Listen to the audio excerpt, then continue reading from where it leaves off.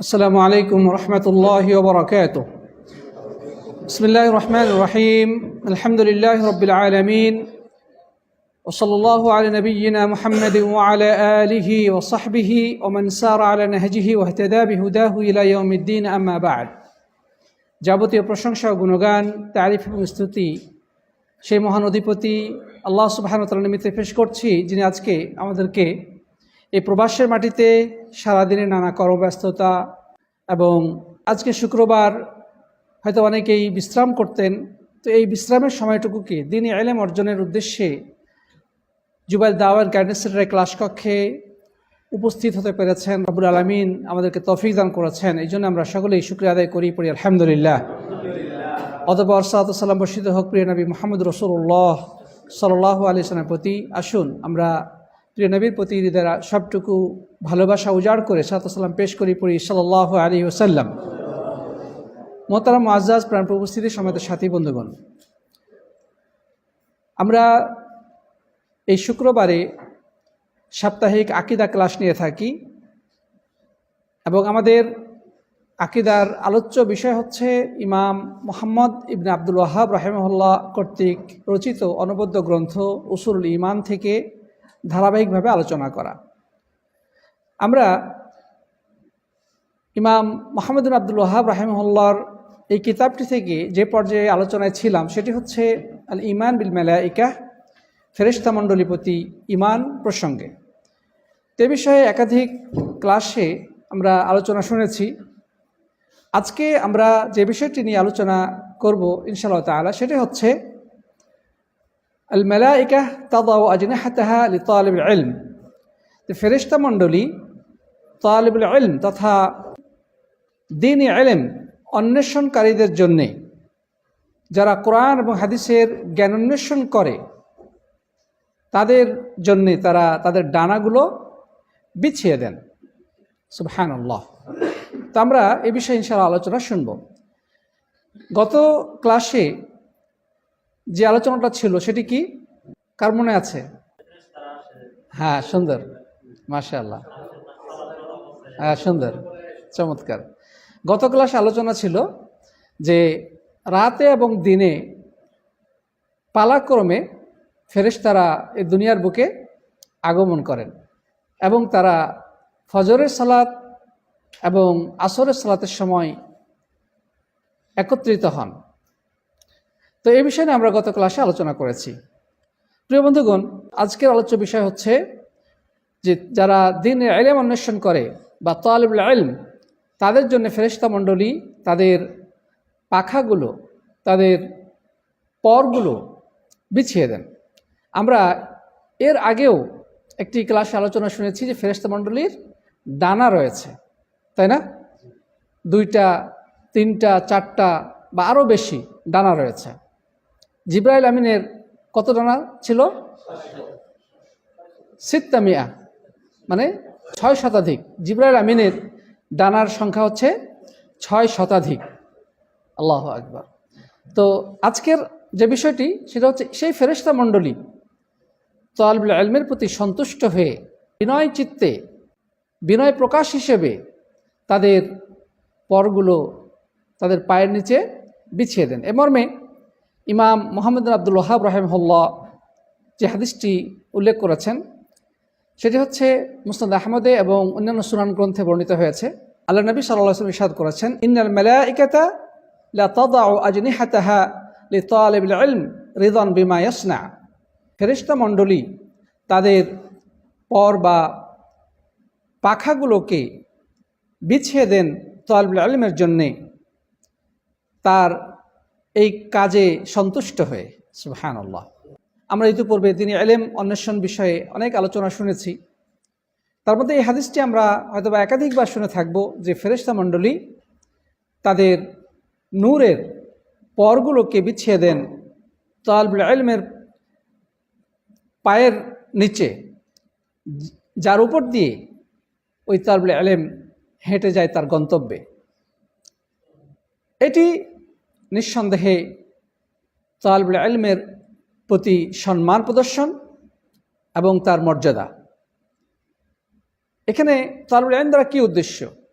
যারা সাধারণ school college ইউনিভার্সিটিতে পড়াশোনা করে তাদের উদ্দেশ্য, নাকি যারা দ্বীনে ইলম অন্বেষণ করে কোরআন এবং হাদিসের জ্ঞান চর্চা করে তাদেরকে উদ্দেশ্য?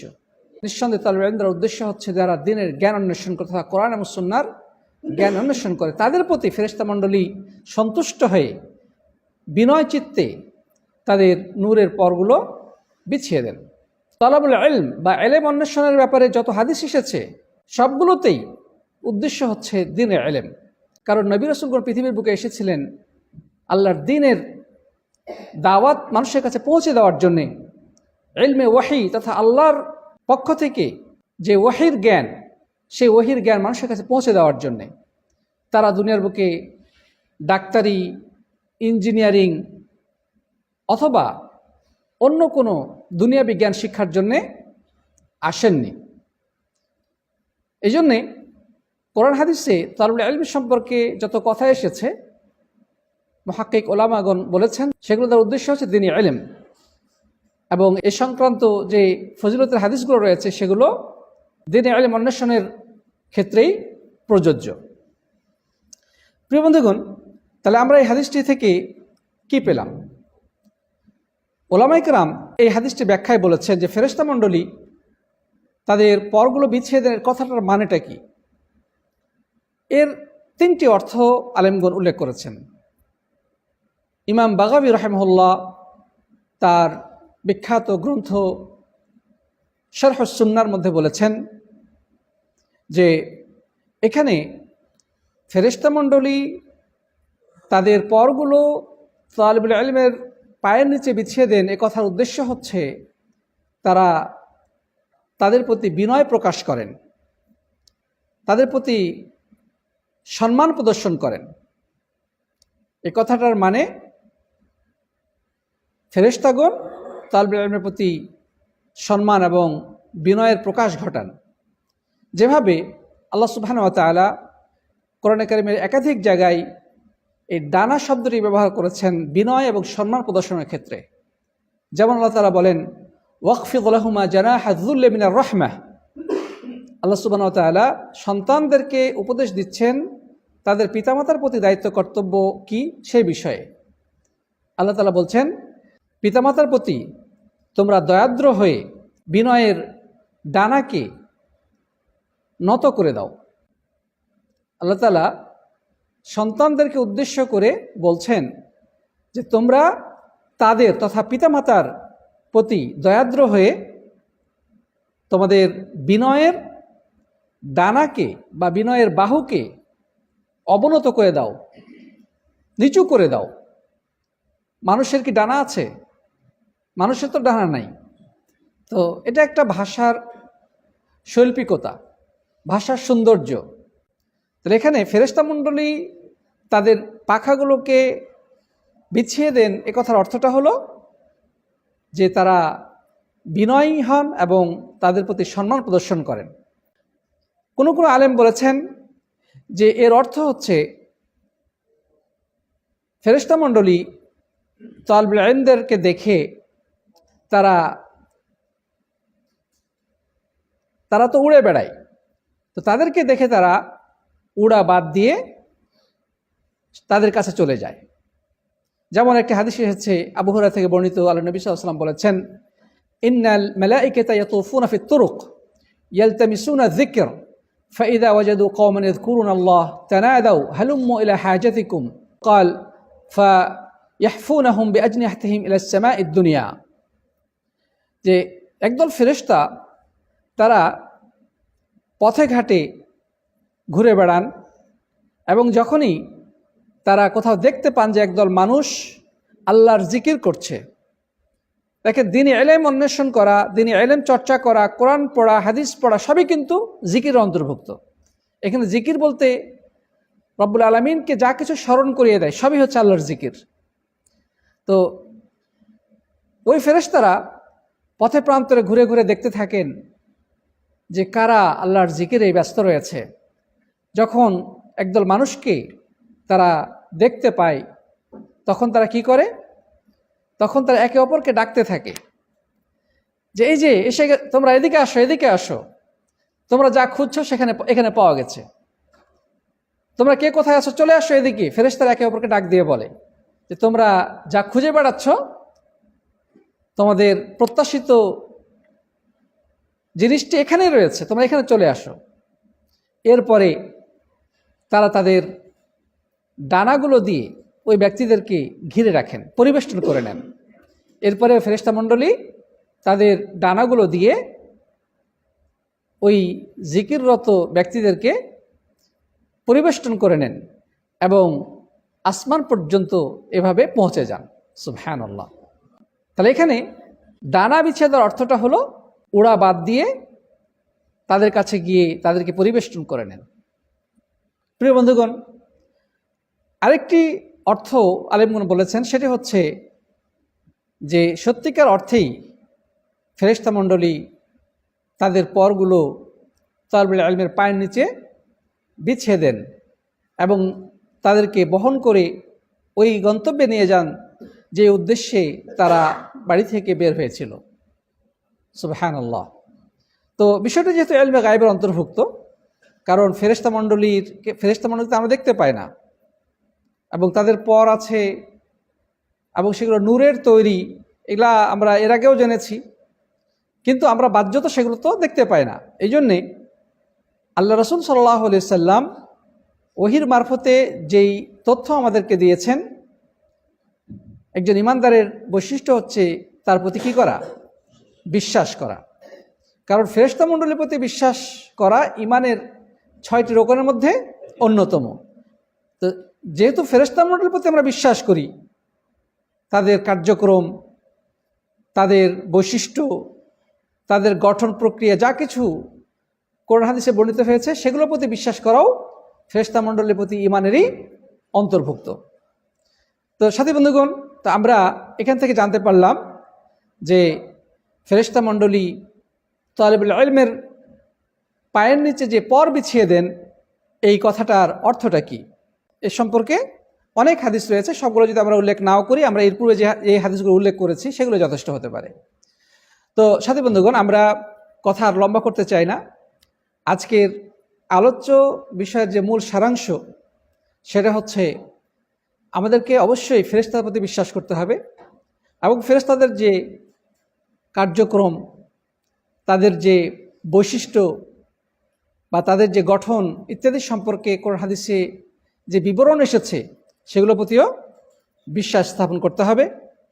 সেই বিষয়গুলোর অন্যতম একটি বিষয় হলো আজকের এই বিষয়টি যে ফেরেশতা মণ্ডলী তারা তাদের পরগুলোকে তালবুল ইলমের পায়ের নিচে বিছিয়ে দেন, তাদের এই কাজে সন্তুষ্ট হয়ে।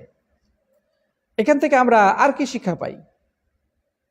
দ্বীনি ইলম অন্বেষণের গুরুত্ব এবং মর্যাদা। দেখেন, ফেরেশতা মণ্ডলী হচ্ছেন আল্লাহ সুবহানাহু ওয়া তাআলার অত্যন্ত সম্মানিত বান্দা। আল্লাহ তাআলা তাদেরকে বলেছেন ইবাদুল মুকরামুন, অত্যন্ত সম্মানিত দাস বা বান্দা। তারা কখনোই আল্লাহর নাফরমানি করে না। মানুষ, আমরা নাফরমানি করতে পারি, জিনেরা নাফরমানি করতে পারি, কিন্তু ফেরেশতারা হচ্ছেন বেগুনাহ, নিষ্পাপ, পুত পবিত্র। আল্লাহ সুবহানাহু ওয়া তাআলা তাদেরকে অনেক মর্যাদা দিয়েছেন। তারা তালিবুল ইলমের প্রতি এতটাই খুশি হন যে তারা তাদের পরগুলোকে বিছিয়ে দেন। অন্য হাদিসে রয়েছে যে তাদেরকে পর দ্বারা পরিবেষ্টন করে নেন এবং আসমান পর্যন্ত পৌঁছে যান। এটা কি তারা ছোটোখাটো কোনো কাজের উদ্দেশ্যে করবেন? অবশ্যই না। তাহলে বোঝা যাচ্ছে দ্বীনি ইলম কতটা গুরুত্বপূর্ণ, কত মর্যাদাপূর্ণ একটি বিষয়। আল্লাহ সুবহানাহু ওয়া তাআলা দ্বীনি ইলম যারা অন্বেষণ করে তাদের মর্যাদা বৃদ্ধি করে দিয়েছেন। আল্লাহ তাআলা বলেছেন কি, ইয়ারফাইল্লাহুল্লাযীনা আমানু মিনকুম ওয়াল্লাযীনা উতুল ইলমা দারাজাত।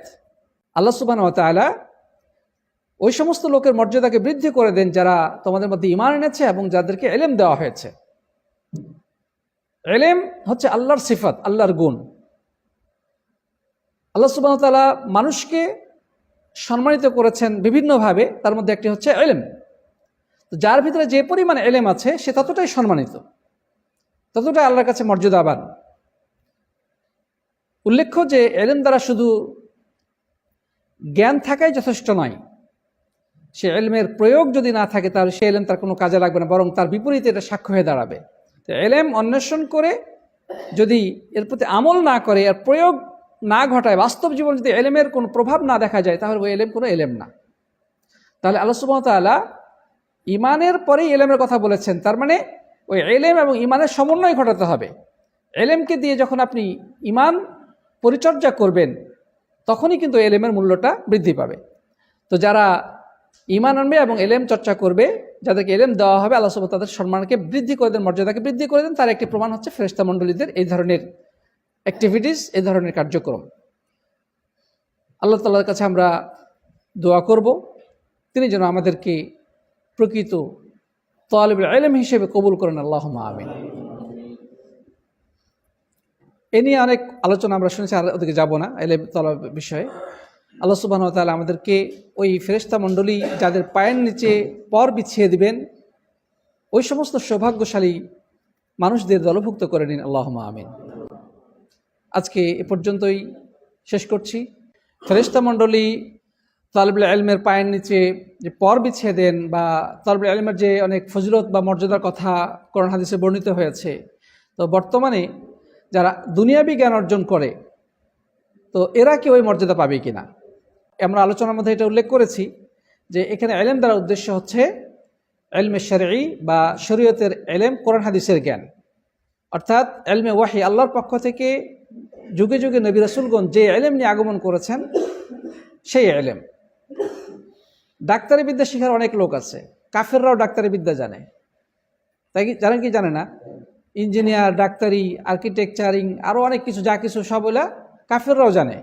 নবী রাসূলদের দুনিয়ার বুকে আগমনের উদ্দেশ্য এগুলো শেখানো নয়, এগুলো মানুষ প্রয়োজনেই শেখে। এগুলো মানুষ কি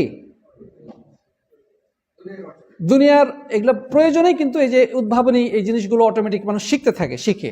চাষাবাদ থেকে শুরু করে নবী রাসূলদেরকে দুনিয়ার বুকে এগুলো শেখানোর জন্য পাঠানো হয় নাই, বরং এখানে পাঠানো হচ্ছে আল্লাহর পক্ষ থেকে ইলমে শরঈ বা দ্বীনের যে ইলম, ইলমে ওয়াহি, সেটা শেখানোর জন্য। তাওহীদ, শিরিক, কুফর, নিফাক, সুন্নাত, বিদআত, কোনটা জান্নাতের রাস্তা, কোনটা জাহান্নামের রাস্তা, কোনটা হালাল, কোনটা হারাম, কিসে সওয়াব আছে, কিসে গুনাহ রয়েছে, এই জিনিসগুলো শেখানোর জন্য। অতএব যারা দুনিয়াবি ইলম, দুনিয়াবি জ্ঞান অর্জন করে, তাদের ক্ষেত্রে এই মর্যাদাগুলো প্রযোজ্য নয়। তবে দুনিয়াবি জ্ঞান অর্জন করা জায়েজ, এটা দোষের কিছু না, বরং কিছু কিছু ক্ষেত্রে ফরজে কিফায়া। দুনিয়াবি ইলম অন্বেষণ করাও কিছু কিছু ক্ষেত্রে ফরজে কিফায়া, যেমন যুদ্ধবিদ্যা সংক্রান্ত, অস্ত্র তৈরি করা বা চিকিৎসা, এগুলো ফরজে আইন নয়, বরং ফরজে কিফায়া। অর্থাৎ মুসলিমদের ভিতরে কেউ যদি এগুলো না জানে, তাহলে কি হবে? কাফেরদের কাছে দ্বারস্থ হতে হবে, কাফেরদের প্রতি মুখাপেক্ষি হতে হবে, যেটা মুসলিমদের জন্য লাঞ্ছনার কারণ। এই জন্যে উলামায়ে কেরাম উল্লেখ করেছেন যে দ্বীনি ইলম শিক্ষা হচ্ছে ফরজে আইন, প্রত্যেক ব্যক্তির উপরে দ্বীনি ইলম শিক্ষা করা ফরজ। কিন্তু দুনিয়াবি যে ইলম, সেগুলো ফরজে আইন নয়, বরং ফরজে কিফায়া। তো এগুলো কিছু মানুষ শিখলে অন্যদের জন্য যথেষ্ট হবে। আল্লামা উসাইমী রাহিমাহুল্লাহ বলছেন, মহিলাদের জন্য ডাক্তারি ইলম অন্বেষণ করাটাও ফরজে কিফায়ার অন্তর্ভুক্ত। অন্যথায় আমাদের মা বোনেরা অসুস্থ হলে বা তাদের বিভিন্ন সার্জিক্যাল প্রয়োজনে কোথায় যাবে? পুরুষদের কাছে যেতে হবে, অথবা ফাসেক কাফের নারীদের কাছে যেতে হবে। এই জন্যে মুসলিম নারীদের উচিত মেডিকেল বা এই চিকিৎসা ক্ষেত্রে জ্ঞান অর্জনের প্রতি যত্ন নেওয়া। তো যে কথা আমরা বলতে যাচ্ছিলাম, দুনিয়াবি ইলম অন্বেষণ করা জায়েজ, এবং কিছু কিছু ক্ষেত্রে এটা ফরজে কিফায়া, কিন্তু এটার জন্য সেই ফজিলতের কথা বলা হয় নাই যেগুলো কোরআন হাদিসে এসেছে। এই ফজিলতগুলোর উদ্দেশ্য হচ্ছে ইলমে ওয়াহি বা ইলমে শরঈ। জাযাকুমুল্লাহু খাইর। সুবহানাকাল্লাহুম্মা ওয়া বিহামদিকা আশহাদু আল্লা ইলাহা ইল্লা আনতা আস্তাগফিরুকা ওয়া আতুবু ইলাইক। আসসালামু আলাইকুম ওয়া রাহমাতুল্লাহ।